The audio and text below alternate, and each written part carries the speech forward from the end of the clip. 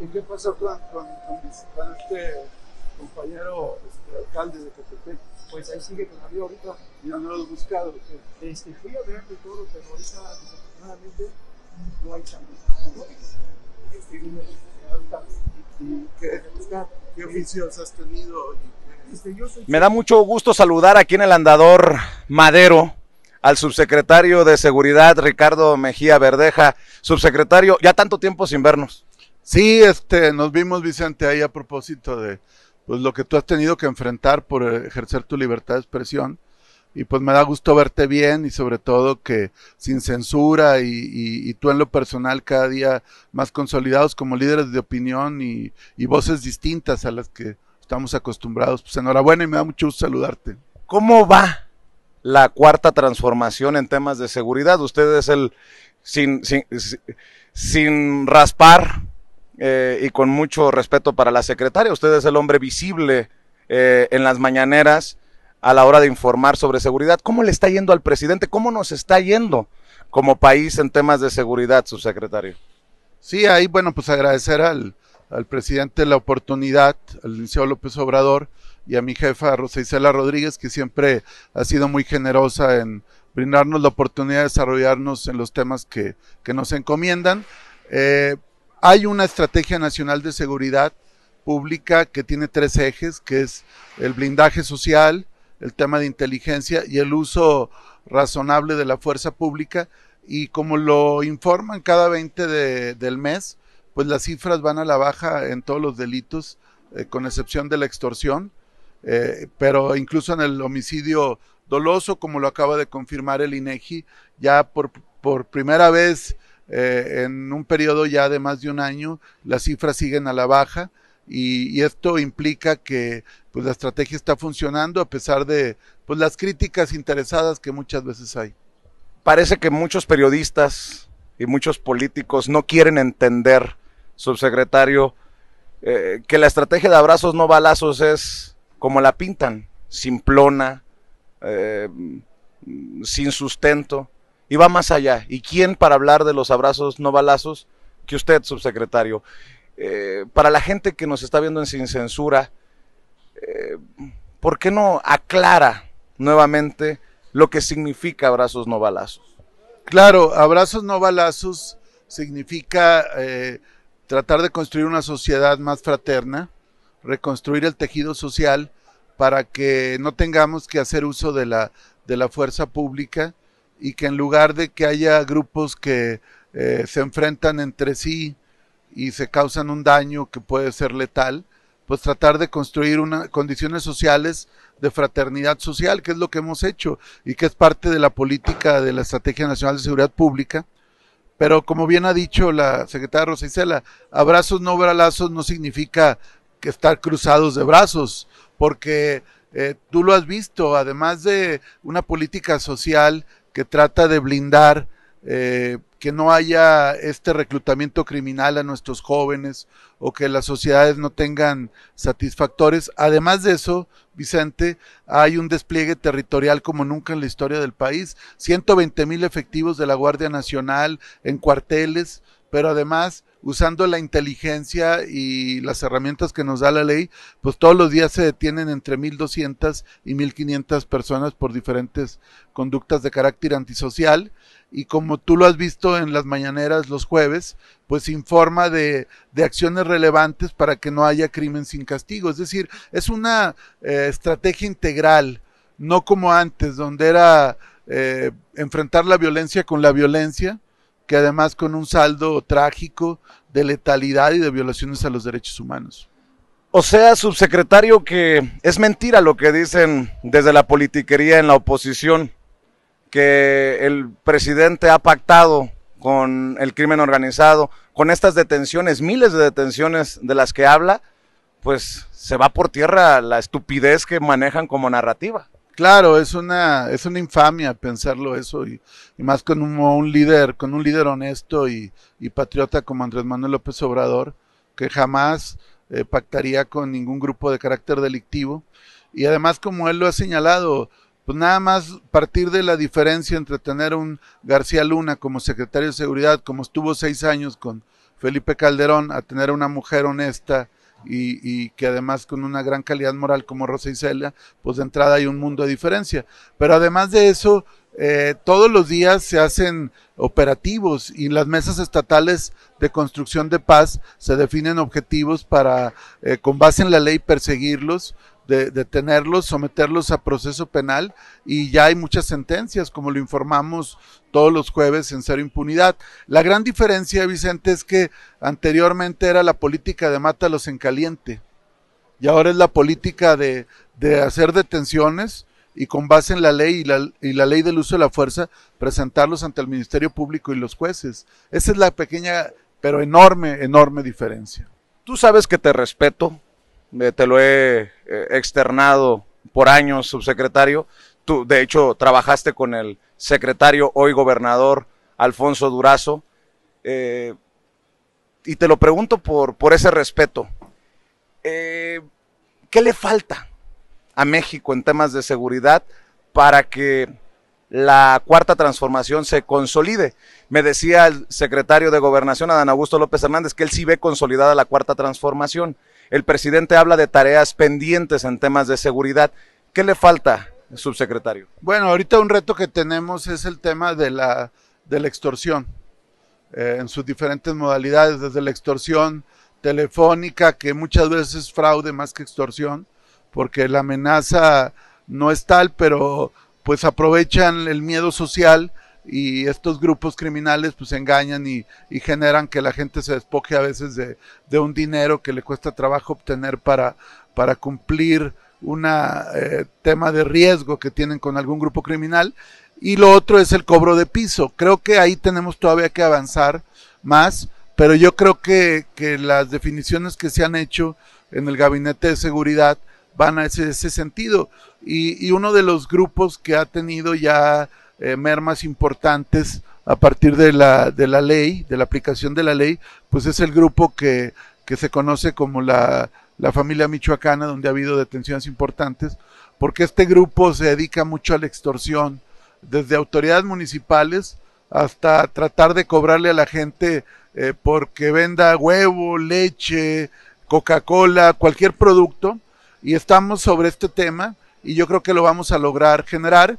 Y otro tema importante que tenemos que seguir enfatizando es la prevención del delito vía evitar el consumo dañino de drogas, sobre todo las metanfetaminas y el cristal.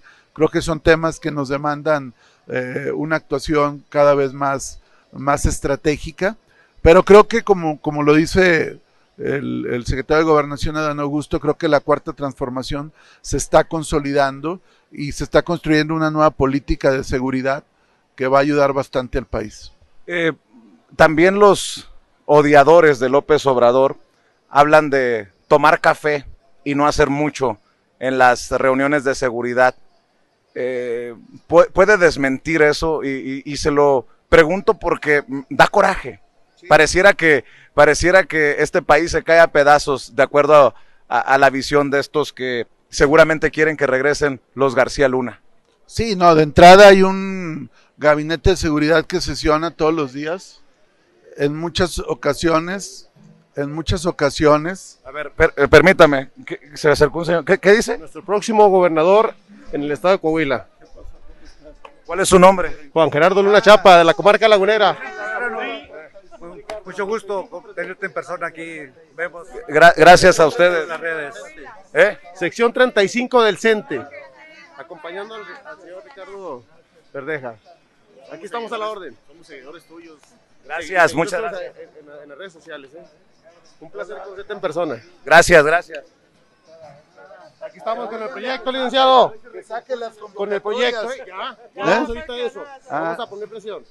Es que es parte de lo que comentábamos del cacicazgo sindical de Carlos Moreira, que al igual que Rubén, que controla el Estado desde hace 18 años, también han controlado el magisterio y ya saquearon los fondos de pensiones, y vamos a como yo digo, desmoreirizar el sector educativo de Así Coahuila. es, primero Dios. Claro que sí. Ya díganle al profesor Cepeda que saque la convocatoria. Vamos para allá, de hecho. Vamos Bueno. para allá. Estoy Así que- pendiente. Y cuenten conmigo, ¿eh? Gracias, maestro. Gracias, hasta luego, hermano. Gracias. Salud, gracias a ti, hasta luego. Gusto verlo. Hay que hacer unas reuniones, profesor, con maestros. Sí, nos ponemos de ¿Cuándo vamos a la acuerdo. laguna? Póngase de acuerdo con Arturo. Déjeme terminar con el tema de seguridad y le seguimos con Coahuila. Le decía yo que hay opositores que dicen que ustedes se sientan a tomar café en las mañanas y que no sirven de gran cosa las reuniones del Gabinete de Seguridad, subsecretario. No, es una gran mentira, al contrario. Decirte que son muy útiles, que el propio presidente de la República todos los días de manera religiosa y con mucho orden y mucha disciplina, pues él preside las reuniones del gabinete donde se revisan los principales temas de la agenda de seguridad. Además se le rinde un parte del día anterior, por eso él tiene siempre los datos a la mano y eso nos permite que al momento el presidente gire indicaciones a los altos mandos del Ejército y la Marina, a la Guardia Nacional, y la secretaria Rosa Isela coordina la agenda, y en el caso nuestro pues nos toca a veces informar sobre los delitos de alto impacto que están sacudiendo la opinión pública del país y cómo trabajamos con las autoridades federales y estatales para poder esclarecer estos casos. Al contrario, habla de un gran orden y una gran disciplina porque además no solamente sesiona el Gabinete de Seguridad, sino que en cada estado y en cada región del país se da esto. Imagínate tú que en otros gobiernos pues ni siquiera había reuniones o lo hacían seguramente algunos no al calor del café, sino al calor de los whiskies o del alcohol. Imagínate, así se tomaban decisiones en el país. De Felipe Calderón no va a estar hablando, subsecretario. No, seguramente no de él. Imagínate tú con un secretario de seguridad coludido con un grupo criminal y un método de trabajo tan disipado como el que había anteriormente. No, aquí hay una gran disciplina y la verdad es que si algo hay que aprenderle al presidente, además de su nacionalismo, de su honestidad y su patriotismo, es de su capacidad de trabajo y su disciplina, porque imagínate tú, está de lunes a viernes con agendas abultadísimas y todavía se va de gira el fin de semana. Es realmente un líder ejemplar. Habla de nacionalismo, de un hombre que ama profundamente a México y su soberanía, y muchos también ningunean al presidente por el tema de seguridad, que hace lo que le dicta Estados Unidos. Y ahora que estoy viendo la bandera atrás allá de México y Estados Unidos, se me viene a la mente Rápido y Furioso, se me viene a la mente estos programas que sí dictaban desde Estados Unidos y que pues que ya no, subsecretario. No, definitivamente, mira, el hecho de haber terminado con Iniciativa Mérida, o sea, Iniciativa Mérida era un programa de apoyo y de cooperación, pero subordinada, donde de algún modo se generaban recursos, pero era casi una supervisión.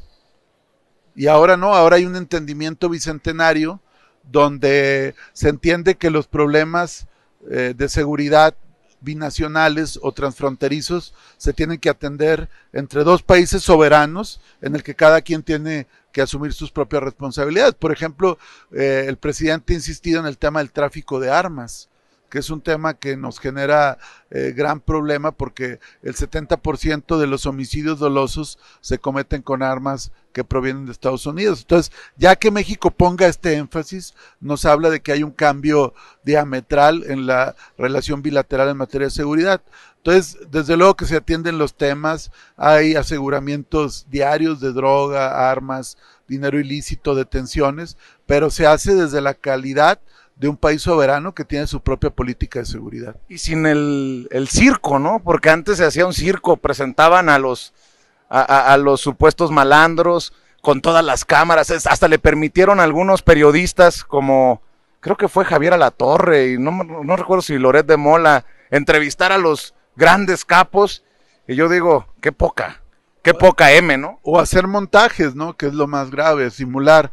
No, aquí no se busca hacer propaganda, se busca informar se busca tener claro los hechos y actuar siempre con escrupuloso apego a la ley, pero realmente lo que se busca no es efectismo, sino una política eficaz y que cuide la ley y que cuide los derechos humanos, que es lo que el presidente ha insistido. Dos, tres temas para cerrar con seguridad y agarrar camino rumbo a Coahuila, subsecretario, porque sé que el tema Coahuila está candente también. Podría el PRI perder uno de sus grandes bastiones, de sus grandes estados. Pero, a ver, incluso en el tema de seguridad a periodistas, yo como periodista amenazado de muerte, usted lo sabe, lo he buscado para comentarlo, me siento hasta ofendido porque se juega con esto de amenazan al periodista o van con mucho respeto para los periodistas que van a la mañana a decirle al presidente me amenazaron. Algunas hasta después terminan yéndose del país, pero creo que hay un gran compromiso, lo veo de usted, de informar sobre los casos de agresiones a periodistas, la protección a periodistas, contrario a lo que digan los eurodiputados y lo que diga el Washington Post y esos que toman pues el caso de Loret de Mola, que es uno de los emblemáticos, como estandarte para el golpeteo al presidente. Sí, definitivamente, digo, nosotros no quisiéramos que no hubiera ningún hecho de violencia contra ningún mexicano y desde luego contra ningún periodista, sobre todo por el trabajo que realizan de defender la libertad de expresión e informar a la gente. Pero desde el primer momento que ha habido un evento de esta naturaleza, ha habido una respuesta pronta del gobierno, particularmente este año con los casos de la compañera Lourdes Maldonado, el compañero Margarito Martínez y otros 8 casos donde pues prácticamente en todos los casos ya hay detenidos, ya hay sometidos a proceso penal y seguramente pronto tendrán sentencia condenatoria quienes causaron estos hechos de dolor para las familias de los periodistas y para el pueblo de México. Se trabaja con mucha responsabilidad, Vicente, y lo que vemos, como tú lo señalas, es que, por ejemplo, la Unión Europea, pues nada más dice, estamos inconformes con tal o cual evento, o con tal o cual hecho, pero no informan también que ya se hizo detenciones, y entonces hacen propaganda con hechos de dolor, y nos parece muy poco ético y muy poco responsable que si se informa o se asume una postura frente a un hecho violento, no se asume una postura frente a una detención o frente a una sujeción a proceso de un victimario. ¿A usted se le señala como posible aspirante a la candidatura de Morena en Coahuila, subsecretario? Viendo a la cara, viendo de frente a los familiares de crímenes violentos, de desapariciones, ¿usted puede decirle al pueblo de México que usted trabaja sin descanso todos los días para que se mejore esta situación? Y para aquellos que ven que la situación mejora, pero no a la velocidad que quisieran, ¿qué le dice?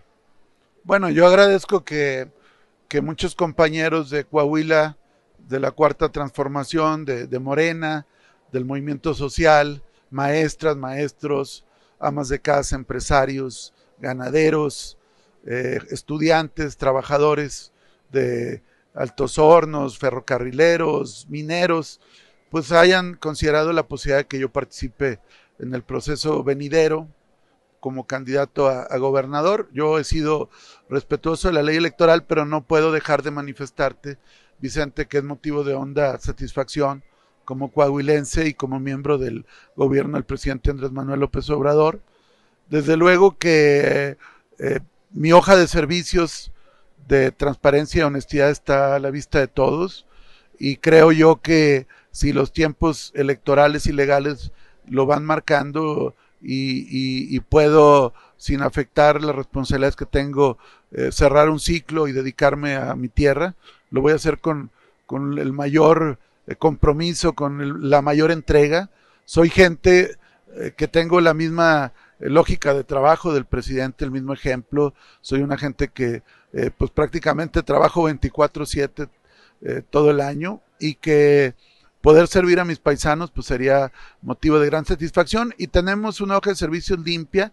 Creo que hemos puesto nuestro granito junto con el gran equipo del Gabinete de Seguridad, primero con Alfonso Durazo, ahora con Rosa Isela como mis jefes directos. Pues hemos puesto nuestro mejor esfuerzo y creemos que con este currículum, con esta trayectoria, podemos presentarnos con mucha dignidad y al mismo tiempo con mucha humildad a pedir el respaldo de nuestros compañeros en su momento. ¿Y qué le dice a los familiares de víctimas de crímenes violentos? ¿Qué le dice a la gente que sigue buscando a sus desaparecidos cuando los resultados parecen no llegar como quisiéramos muchos mexicanos? Insisto, no con la velocidad. Algunos que creemos en la transformación, pues entendemos que esto no va a cambiar de la noche a la mañana, pero hay personas que se cansan de esperar, subsecretario. No, bueno, yo desde hasta el último minuto que esté en esta responsabilidad voy a empeñar toda mi dedicación, todo mi esfuerzo, todo mi profesionalismo, toda mi vocación para poder responder a combatir la impunidad y a mejorar la seguridad pública. Pero te quiero decir, Vicente, que donde yo esté es un compromiso de vida. Como dice el presidente, más que el cargo es el encargo. Y para mí el encargo fundamental que tengo es poder, con vocación de servicio, responder donde estemos.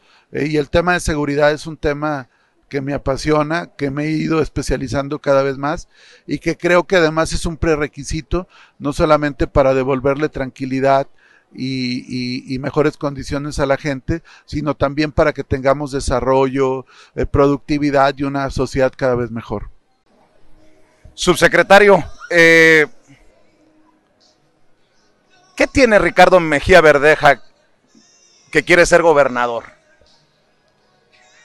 Queremos el cambio para Coahuila. Cuando vengan los tiempos electorales, Vicente, estaremos dispuestos a participar porque hemos vivido un cacicazgo infame. 18 años del control económico, financiero, político de una familia que es la familia Moreira y sus testaferros como Miguel Riquelme, que es el actual gobernador, que han saqueado el estado de manera terrible. Imagínate tú que tenemos una deuda de más de 40,000 millones de pesos que nos cuesta casi 6,000 millones de intereses porque ya subieron las tasas de interés y no es obra pública, ni infraestructura, ni caminos, ni universidades, ni desarrollos, no, es vil y llana corrupción. Y entonces este grupo está acostumbrado a cooptar opositores, a silenciar los medios, por eso los llamados Moreira News, donde nomás por decirte un dato, se paga más a medios corruptos que le hacen el caldo gordo al Moreirato que en obra pública, imagínate. Y eso es lo que hemos vivido. Entonces la gente ha visto nuestro mensaje y tiene confianza en que podamos ayudar a construir este cambio que requiere nuestro estado, ¿no? ¿Qué le deja que la gente se le acerque así reconociendo el trabajo? Pues de entrada mucha satisfacción porque a mí, te lo digo, Vicente, aunque a veces he tenido responsabilidad muy de gobierno y de estar, nunca he perdido el contacto con la gente y la verdad es que es el alimento, la interacción, el convivir con la gente. Y por otro lado, pues es muy motivante, pero también pues mucha responsabilidad, porque uno tiene que quedarle bien a la gente. Y más si el presidente López Obrador y la secretaria Rosa Isela pues nos han conferido una responsabilidad tan importante, ¿no? Subsecretario, ¿hay mafia en Coahuila? Pues la mafia está en el gobierno, está en Palacio Rosa, que es la sede del Poder Ejecutivo. Sí, hay una mafia política y económica que ha saqueado el Estado que capitanea Rubén Moreira y su gerente en turno es Miguel Riquelme, el actual gobernador, pero es todo un entramado de complicidades terribles, de saqueo y de impunidad y de falta de libertades, que ya además, Vicente, nos está costando en términos económicos, porque ahora en el censo último del INEGI, el censo económico, Coahuila es el único estado de la frontera norte del país que no solamente no creció, sino que decreció casi el 3%. Imagínate, mientras que Sonora con Durazo creció casi el 5% de un año a otro, Coahuila decreció casi el 3%. O sea, ya nos está pasando la factura al Estado en pérdida de empleo y falta de desarrollo económico, este Moreirato corrupto y depredador, y por eso tiene que haber un cambio, sin duda. Don Ricardo, tu hoja de profesional está limpia. Así lo reconocen incluso gente que apoya a tus posibles contrincantes en el proceso interno rumbo a la candidatura. Pero más de uno hace mención a tu pasado priista. ¿Qué le dices a esa gente? Porque pues obviamente en estos tiempos se habla mucho de chapulineo, y en tiempos de Lili Téllez y de Germán Martínez y de todos estos personajes. ¿Qué le dices a esa gente que pudiera perderse o confundirse en el ruido? Bueno, realmente en mi época, cuando yo empecé a hacer política, prácticamente estaba nada más el PRI y algunos partidos muy respetables, pero realmente la formación política para muchos en su tiempo, pues la propia corriente democrática en su tiempo, el propio presidente, etcétera, pues muchos venimos del PRI, pero con una visión progresista. Y tú puedes revisar desde que fui dirigente juvenil en Torreón en 1987, pues que siempre mantuve una postura progresista. Yo fui diputado local en Coahuila en el 94, tenía apenas 25, 26 años, y desde ahí defendíamos una política distinta al modelo neoliberal y nos solidarizamos con las familias. Yo promoví, por ejemplo, en aquella época una reforma para proteger el patrimonio de las familias. Cuando se vino la crisis del error de diciembre y empezaron los bancos a quitar las propiedades, entonces siempre he tenido una visión progresista. Y entonces yo te puedo decir que mis valores, mis principios, mi lógica de lo que debe ser el gobierno y la administración pública ha sido invariable, siempre del lado del pueblo y sobre todo persiguiendo las injusticias y la impunidad. Pero nunca te vamos a ver levantándole la mano a panistas o diciendo que Felipe Calderón fue el mejor presidente de México, ¿no? No, desde luego, los he combatido. Y además te quiero decir una cosa, cuando fui diputado federal, entre el 2012 y 2015, yo fui, y ahí está el diario de los debates, ahí están los videos que pueden consultar en YouTube, donde yo fui uno, si no uno de los más férreos opositores a las reformas estructurales, desde la reforma educativa, la reforma energética. Yo voté en contra del consejo actual del INE, o sea, siempre estuvimos del lado del movimiento y dimos la pelea con mucha intensidad. Y por eso incluso pues desde esa época siempre hemos traído en contra algunos grupos conservadores y corruptos. Te lo pregunto porque el senador Guadiana, por ejemplo, petardeó muy feo, esa es mi opinión, al andarle levantando el brazo a Xóchitl Gálvez, una de las más duras golpeadoras del gobierno de la Cuarta Transformación y del presidente Andrés Manuel López Obrador desde el Senado. ¿Qué piensas de eso? Pues yo creo que habría que preguntarle a él, pero sin duda, pues me parece pues que estaba pensando, porque ¿quién del movimiento o de Morena, tanto en el país como en Coahuila, va a ver bien que la principal invitada a uno de los informes legislativos sea una de las personas que más ha ofendido y golpeado calumniosamente al presidente Andrés Manuel López Obrador? Yo creo que sin duda, pues eso habla de qué lado está, y bueno, lo demás habría que preguntárselo a él. Y de el otro posible contrincante, Luis Fernando Salazar. Pues él tendrá que responder de su propia biografía. Pero él tiene tweets y fotografías con Felipe Calderón diciendo, y ya tuvimos el agarrón en Sin Censura con él, diciendo que en la historia el mejor presidente es Felipe Calderón. Por eso le digo, usted no va a tener un tuit, una declaración así de ese calibre sobre, perdón por la risita que yo sé que es la que le calienta a muchos que se enojan con el periodismo que realizamos, subsecretario, pero de Salinas, de Zedillo, de Peña Nieto. No, pues de hecho yo fui de los que más activos estuve cuando la Casa Blanca de Peña. Yo participé en la comisión de lo que fue el Tren México-Querétaro, que es lo que detona lo de la Casa Blanca de Peña Nieto, y fui de los más críticos, incluso también cuando el tema de oceanografía, todos los temas que pasaron en el primer tramo de Peña Nieto, el más crítico, dígase Casa Blanca de Peña, dígase oceanografía, dígase en contra de Emilio Lozoya, cuando estaban en su apogeo, Vicente. Ahorita pues cualquiera los puede cuestionar, pero imagínate, éramos solo 20 diputados opositores contra el Pacto por México. Entonces está nuestra biografía, igual contra el calderonismo. Pues nosotros estuvimos aquí en el Zócalo cuando el fraude del 2006, nosotros dormimos afuera del comité distrital. Yo era candidato a diputado federal de la Coalición por el Bien de Todos en el 2006 y a mí me tocó encabezar el plantón en Torreón, precisamente cuando nos hicieron el fraude y se hizo el conteo. O sea, tenemos mucha historia atrás de nosotros.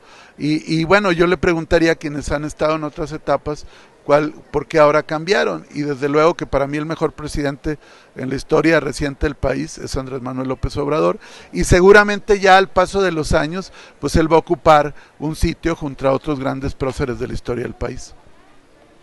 ¿Qué es lo que más le duele a Coahuila? ¿El gobierno que tiene? La corrupción y la impunidad. Esos son los dos grandes lastres que hoy tiene Coahuila. La corrupción de un grupo que ha saqueado al Estado. Ahorita tú lo viste, vinieron maestros y por ejemplo está el tema de la deuda, pero además ya saquearon, Vicente, los fondos de pensiones de los maestros. ¿Y sabes qué quieren hacer ahora? Que los maestros tengan que cotizar más años, dando más dinero para recibir menos cuando se jubilen, para tratar de resarcir el saqueo de Carlos Moreira y Miguel Riquelme que han hecho a las finanzas de los maestros. Entonces esto evidentemente le duele a los coahuilenses. Hoy que pretenden despojar a los organismos operadores de agua de los municipios para que el gobierno del estado los concentre. En Saltillo acaban de generar un aumento a la tarifa del transporte, es decir, siempre golpeando la economía familiar y llevándose los recursos públicos. Eso es lo que le duele a Coahuila, y por eso tanto Rubén Moreira como Miguel Riquelme pues no quieren que yo llegue, y por eso me echan encima los Moreira News, que es todo el tinglado de medios que están coludidos con el régimen para tratar de descarrilarme, e incluso han metido mano alentando ahí las aspiraciones de algunas gentes de la 4T en contra mía, en un juego muy marcado de complicidades. ¿De quién habla? De Guadiana, concretamente, ¿no? Del senador Guadiana, que ya había de algún modo participado conmigo en varias asambleas que tu servidor convocó, y sin embargo de repente lo echan a andar nuevamente, ¿no? Él habla de unidad, pero yo creo que unidad con los Moreira. Yo hablo de unidad con el pueblo, de unidad con la 4T, de unidad con las gentes que quieren un cambio para Coahuila.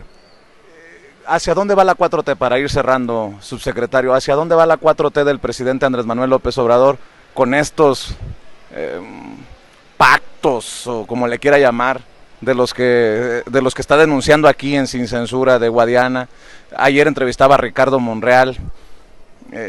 Yo he dicho que el reto más importante de la 4T está al interior de la 4T. ¿Cómo va a llegar Morena, el movimiento, al 2023, que está en juego Coahuila, el Estado de México, los dos bastiones más importantes del PRI, y después a la grande, la de 2024? Vamos a llegar muy fortalecidos y además cada vez involucrando a más gente. Lo que hemos logrado nosotros avanzar en estos meses, insisto, respetando la ley, pero aprovechando mi tiempo libre y el derecho constitucional de asociación y de reunión que tenemos, lo que hemos estado generando, Vicente, es que cada vez más sectores se sumen, sectores de clase media, trabajadores de Altos Hornos, ferrocarrileros, maestras y maestros, como tú lo pudiste ver, agricultores, gente que quiere realmente un cambio para Coahuila. Entonces vamos a llegar muy fortalecidos. Claro que a ciertas gentes que han estado muy amafiadas con el gobierno actual, en un juego arreglado, pues se refiere al gobierno actual de Coahuila. Claro, al gobierno actual de Moreira y de Riquelme, pues ellos están tratando de descarrilar esto, pero les vamos a dar una sopa de su propio chocolate, vamos a llegar cada vez más fuertes, más se va a derrumbar el PRI y el PAN, porque ya hoy mismo mucha gente ya no quiere pues seguir subordinados a los Moreira, que no solo han agraviado a Coahuila, también a muchos de sus propios correligionarios del PRI, y vamos a llegar fuertes y también vamos a llegar muy fuertes en el 2024. ¿Usted ya tiene gallo o corcholata para el 2024? Yo tengo un proyecto que es el del presidente Andrés Manuel López Obrador y tengo amigas y amigos en la Cuarta Transformación y yo creo que llegado el momento vamos a salir muy unidos. Y para cerrar, pues han de estar muy jodidas las encuestas, subsecretario, porque de acuerdo a las encuestas en Coahuila usted está en un distante tercer lugar y a mí me sorprende porque usted es el más visible de los tres en estos momentos, porque tiene el escaparate del cero impunidad y de los reportes de seguridad en la mañanera. No, y además un trabajo de muchos años, pero esas son las encuestas de Palacio, son las que paga Riquelme y Moreira y que tratan ahí de meter ruido al proceso interno, pero pues eso no se los cree nadie. Y la verdad yo te puedo decir que hay cuando menos 7, 8 encuestas que me favorecen, pero lo más importante es que tú ve a Coahuila y platica con la gente de abajo y platica con la gente y ellos te van a decir, esa es la verdadera encuesta, no la que paga Riquelme para querer favorecer a un candidato a modo, a un esquirol para tratar de golpear una candidatura fuerte como puede ser la nuestra en su momento. ¿Guadiana Esquirol? El que sabotea un movimiento de cambio para favorecer a los que están, pues esa es la definición. En un movimiento sindical el que se colude con los patrones para golpear a la base trabajadora se llama esquirol. ¿Y qué le dijo el presidente cuando pidió usted luz verde para buscar competir? Pues fue para lo de la revocación de mandato, que le pedí porque precisamente Riquelme estaba saboteando y bloqueando el proceso de revocación, entonces yo pedí autorización para usar mis vacaciones e irme a Coahuila, y él lo vio bien, como lo vio en una mañanera, que lo dijo acá, y por lo demás él es respetuoso de los procesos internos, pero yo sí tengo un compromiso de ir a defender la Cuarta Transformación en Coahuila, y tengo las credenciales para defender a la Cuarta Transformación, ni modo que la vaya a defender quien se colude con los peores adversarios del presidente de la República o que presume cercanía con Calderón, imagínate. Espero que esta entrevista no sea censurada por el INE, por Lorenzo Córdoba, Ciro Murayama, luego nos vayan a decir que, no qué sé yo, queda claro lo que pienso de Ciro Murayama y de Lorenzo Córdoba, y me imagino que usted ha sido también cuidadoso en ese sentido. He sido cuidadoso, pero yo fui representante ante el INE cuando el fraude del 2012, ¿te acuerdas tú del Monex Gate y del exceso de gastos de campaña de Peña? Y ahí pues me enfrenté a varios de ellos en términos políticos y pues los conozco muy bien, pero pues estamos haciendo uso de nuestros derechos políticos, de nuestra capacidad democrática y desde luego que no debe haber censura, por eso sin censura. Le agradezco mucho, subsecretario. Gracias, estamos Vicente. a la orden. Gracias. Amigos, amigas, regresamos en breve, pero mientras seguimos hablando sin pelos en la lengua, sin censura, usted puede suscribirse a nuestros 3 principales canales en YouTube. Sin Censura Media, en donde tenemos más de 1.600.000 suscriptores, Sin Censura TV, en donde tenemos más de 1 millón de suscriptores, y en Sin Censura Presenta, en donde queremos llegar muy pronto a los 100,000 suscriptores. Si usted ya está inscrito en Sin Censura Media, suscríbase en Sin Censura TV. Si ya está suscrito en Sin Censura TV y Sin Censura Media, suscríbase a Sin Censura Presenta. Recuerde que es gratis, no tiene que sacar un solo centavo de su bolsillo para apoyarnos. Dele clic en la campanita para que los señores y señoras de YouTube envíen las notificaciones cuando estemos transmitiendo en vivo y en directo o estemos subiendo videos. También nos puede seguir en Twitter en @Vicente Serrano y hasta en Instagram. Ojo, también estamos en Instagram. Son nuestras redes sociales y con el apoyo de ustedes seguimos creciendo, porque con ustedes todo, sin ustedes nada.